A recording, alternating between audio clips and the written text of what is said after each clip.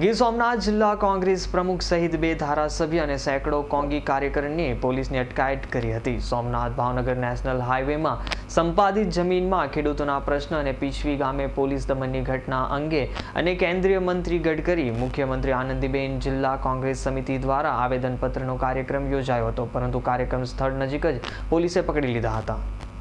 નવનિર્મિત સોમનાથ ભાવનગર નેશનલ હાઈવેનું ખાતમુહૂર્ત કરવામાં આવ્યું ત્યારે આ 4 માર્ગીય રોડ બનાવવા માટે ખેડૂતોની જમીનો સંપાદન કરવામાં આવેલ છે, જેમાં ખેડૂતોને યોગ્ય વળતર મળતું હોય તેમજ તાજેતરમાં જિલ્લાના ગીર ગઢડા તાલુકાના પીછવી ગામે પોલીસ તંત્ર દ્વારા કોળી સમાજના ગરીબ લોકો પર ગુજારાયેલ અત્યાચાર બાબતે પોલીસ અધિકારીઓ પર પગલાં લેવાની માંગ સાથેનું આવેદનપત્ર ગીર સોમનાથ જિલ્લા કોંગ્રેસ સમિતિ દ્વારા કેન્દ્રીય મંત્રી નીતિન ગડકરી તથા મુખ્યમંત્રી આનંદીબેન પટેલને આપવાનું નક્કી કર્યું હતું, જે અન્વયે જિલ્લા કોંગ્રેસ પ્રમુખ ભગવાનભાઈ બારડ, મહામંત્રી હીરાભાઈ રામ, ઉનાના ધારાસભ્ય પૂંજાભાઈ વસ, માંગરોળના બાબુભાઈ વાજા, જિલ્લા મહિલા કોંગ્રેસ પ્રમુખ ઉષાબેન ફુસકિયા, મહામંત્રી કાજલબેન લાખાણી, તાલુકા કોંગ્રેસ પ્રમુખ કરશનભાઈ બારડ સહિત કોંગ્રેસના આગેવાનો કાર્યકર્તાઓ મોટી સંખ્યામાં સોમનાથ બાયપાસ ચોકડી પર એકઠા થઈ કાળા વાવટા ફરકાવી રેલી સ્વરૂપે કાર્યક્રમ સ્થળે આવેદનપત્ર આપવા જઈ રહેલ ત્યારે પોલીસ દ્વારા તેમની અટકાયત કરવામાં આવી હતી।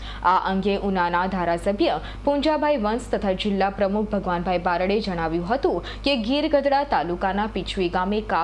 કાઢવાના પ્રશ્ને થયેલ માથાકૂટ બાદ પોલીસ તંત્ર દ્વારા નિર્દોષ લોકો પર ત્રાસ ગુજારવામાં આવ્યો છે અને બનાવ સમયે હાજર હોય તેવા લોકોને ખોટા કેસોમાં ફીટ કર્યા છે, તેમજ કાપ કાઢવાના કોન્ટ્રાક્ટમાં રાજકીય વગવાળા લોકોને આર્થિક ફાયદો પહોંચાડવા અપાયેલા કોન્ટ્રાક્ટના કારણે ગ્રામજનો અને પોલીસ વચ્ચે ઘર્ષણનો બનાવ બન્યો હતો, જેથી અપાયેલ કોન્ટ્રાક્ટ તથા ગુજારાયેલ અત્યાચાર બાબતમાં જવાબદાર અધિકારીઓ સામે ઊંડાણપૂર્વક તપાસ કરી યોગ્ય પગલાં લેવાની માંગ કરવામાં આવી છે, તેમજ અધિકારીઓ કોઈ રાજકીય વ્યક્તિના ઇશારે કામ કરતા હોય તેવો આક્ષેપ કરી અધિકારીઓ સામે શિક્ષાત્મક પગલાં લેવાની માંગ કરાઈ હતી।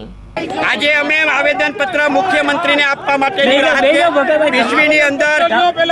કોળી સમાજ ઉપર પોલીસે જે બેફામ રીતે અત્યાચાર કર્યો છે એની તપાસ આજ સુધી કરવામાં આવી નથી, નિર્દોષ લોકોને હેરાન કર્યા છે, એના માટે અમે આવેદનપત્ર આપવા માટે રજૂઆત કરવા માટે કર્યું। પોલીસે અમને લોકશાહી પદ્ધતિ પ્રમાણે આવેદનપત્ર જે આપવાનું છે એ આપવા દીધું નથી। અત્યારે ગેરશાહી લોકશાહીની વિરુદ્ધની અંદર અમારી ગેરકાયદેસર ધરપકડ કરવામાં આવી છે। અમે કોઈ પણ પ્રકારનો કાયદો હાથમાં લેવા માંગતા નથી, છતાં પણ પોલીસે બળજબરીપૂર્વક અમને ધરપકડ કરીને અમને પોલીસ સ્ટેશન લઈ જવા માટેની કાર્યવાહી કરી છે, જે ગેરબંધારણી છે। રાકેશ પરડવાનો report, S9 news, Gir Somnath.